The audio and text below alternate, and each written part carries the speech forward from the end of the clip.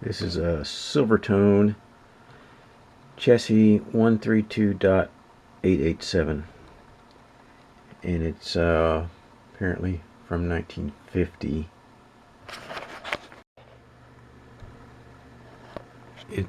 It's out of a little stereo unit like this. It's got a turntable on the bottom. So anyway, I got this. I've had this sitting around for, I don't know, probably 3 years. I thought I'd finally just get it out and do something with it. I just pulled it out of the chassis, out of the cabinet today.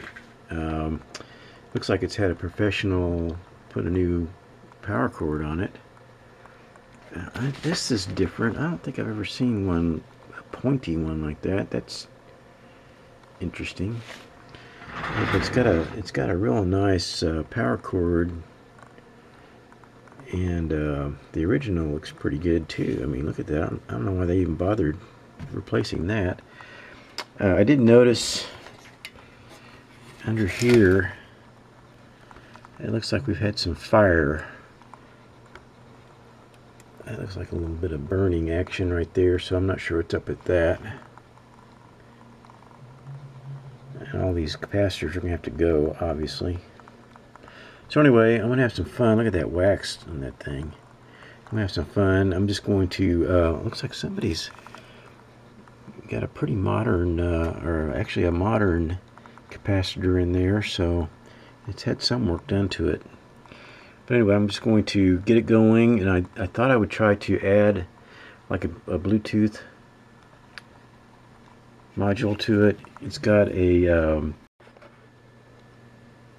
phono output and a place for the phono to plug into. That's the speaker jacks. This unit had a schematic inside the cabinet there, so I'm going to just use that. I'm not sure what that is. I'm not sure what that is. Is that a resistor? There's definitely been some heat in here. Some fire, and that resistor right there has been hot. So anyway, is that stock? The way they come like that, with that just attached right to the end of a capacitor? There's two of them like that. And then I've got this over here. It's like two capacitors in parallel.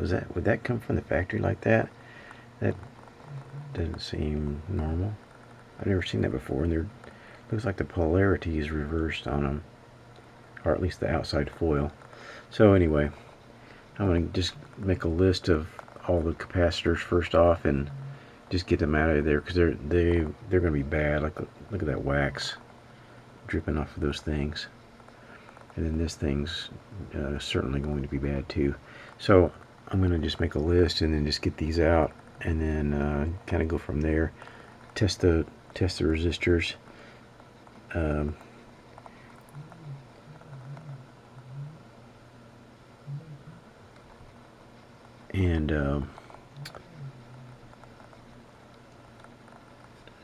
This one right here that's been hot, I'm sure that's probably going to be bad too. So anyway, yeah, I was thinking just for fun and entertainment, I would get this power cord out of here first and just replace it and plug it in, just to see what it does. I've got a current limiter, so it's not going to hurt anything, just to see what it's doing. This cord, look at this, it's just like crumbling. So we're going to get that out of there, get a new one in, and then just to see what it does. You know, I'm sure these capacitors are bad, but just to see what it does.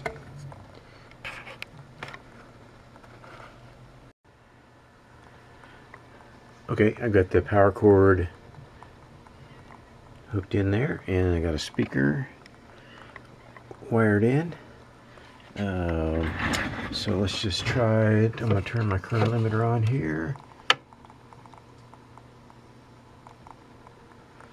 Okay, and let's just see what happens here. Great.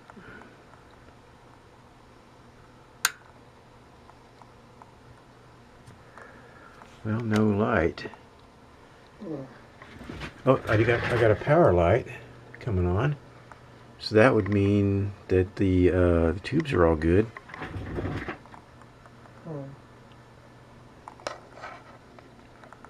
No sound. Oh, yeah, there is sound. This thing works.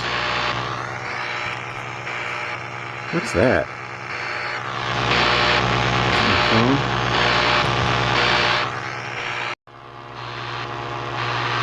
So, yeah, that noise might be like a computer. Let's see, let's try to tune it.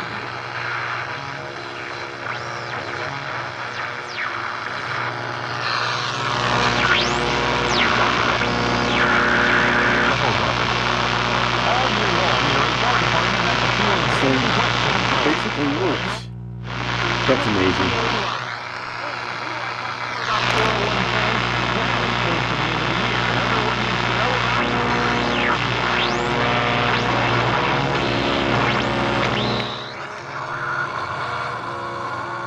Yeah, you know, I'm down in the basement here, so probably not gonna pick up much, but the strongest station is right here on at 560. So yeah, I mean, it essentially works. Just we'll get these capacitors out of here, and let's see what happens when we turn on phono.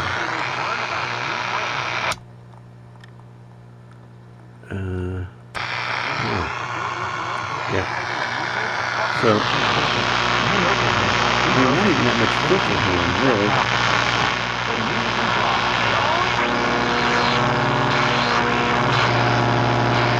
Oh, that might be that could be a UFO. That could be a UFO in the neighborhood. You think so?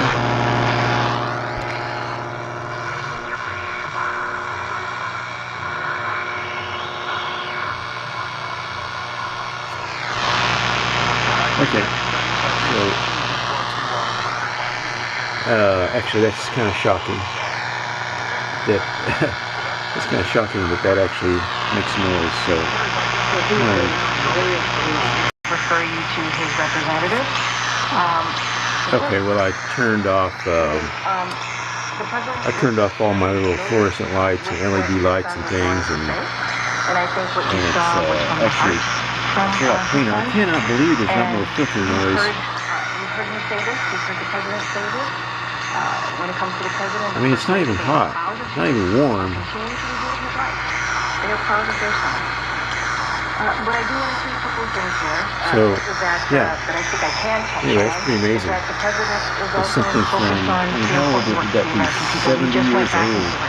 Something 70 years old still essentially works, or basically works. But anyway, that's the baseline, and let's see how it sounds once we get all the capacitors changed. Okay, well this is the first capacitor. I just thought I'd try. It's supposed to be a 0.01 Tiger 0.01 microfarad, 400 volts. That seems kind of high.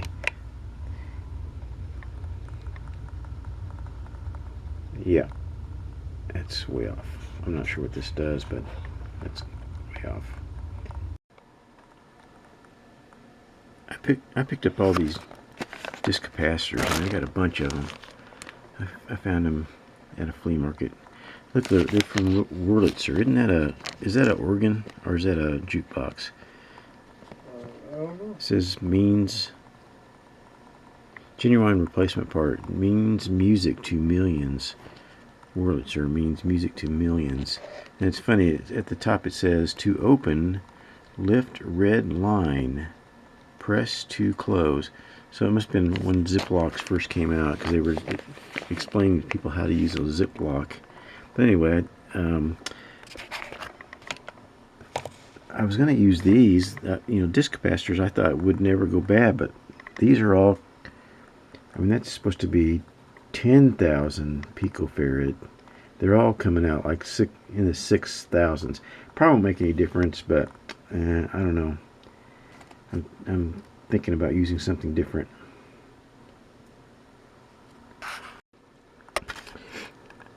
I've got a bunch of these gumdrop capacitors. Yeah, see, that's more like it. I mean, it's not going to probably make that much difference, but it just won't. I was really hoping to use these new old stock Wurlitzers that would look, I mean, not like anybody's going to actually get in underneath there and look at the capacitors and say, oh, they used the wrong capacitors. But it would sure have been nice to be able to use these. I still might be, I think I might use these. They're off a little bit, but I don't think it's going to make that much difference.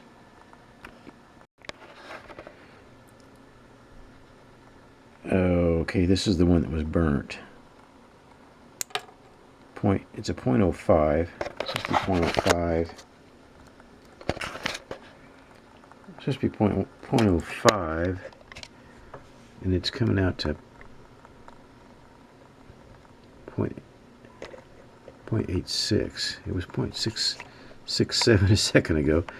So I mean, it's not that far off. 8.86. Wait, it's a 0.05. That should be 50. It's come out to 80. So it's off. I mean, it's off like what would that be? It's off 60%. So I guess it's off.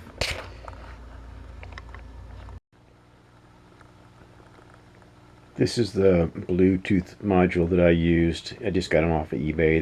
There's a bunch of different ones on there.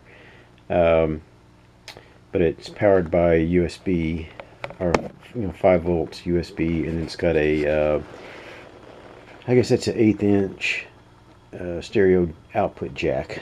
So I ended up just I don't know if you can see this. I just used some mounting tape and mounted it to the chassis, and there it is. It's on. It just has a blue light, obviously, whenever it's on. And then I was trying to power it with the power from the radio, but I was having some really serious hum.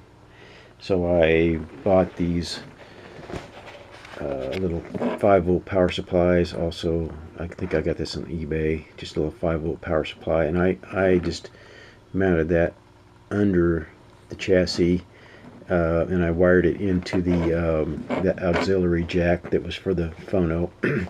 And then I got some pigtails, a USB pigtail that I plugged right into that USB power jack. And I'll put in some pictures there to show how I mounted that. And then I just go from the output. I'm going from the output of that Bluetooth module, 1/8 inch jack, right into the phono jack. I'm just going into it with just a cable, RCA cable, right into that RCA jack for the phono.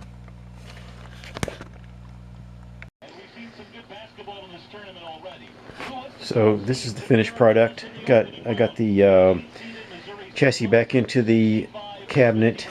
There's a phono. Did I mention I hate working on record players? This thing, it's a lost cause. It's really just for show at this point. So that's in there. It's not hooked up, just for show. The radio works. If you want to switch over to the Bluetooth module,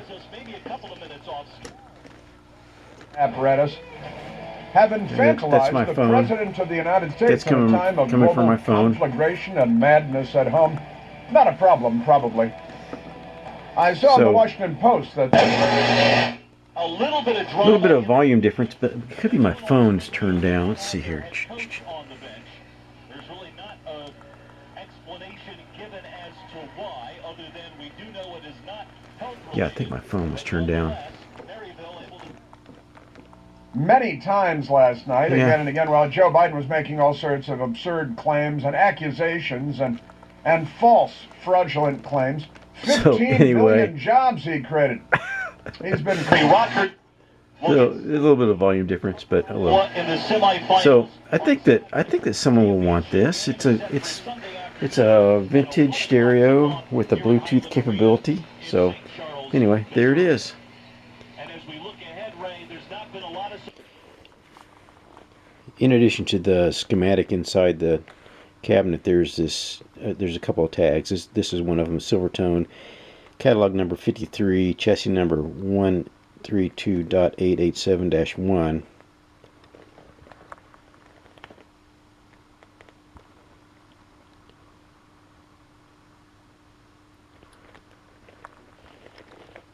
Tells you how to change the tubes. Can you imagine that? That inside of a piece of equipment today, people would electrocute themselves.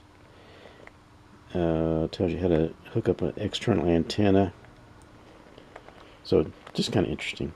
So it's from 1951. So anyway, that's Silvertone Catalog number 53, 132.887 chassis from 1950 to 51 with Bluetooth capabilities. So there you go.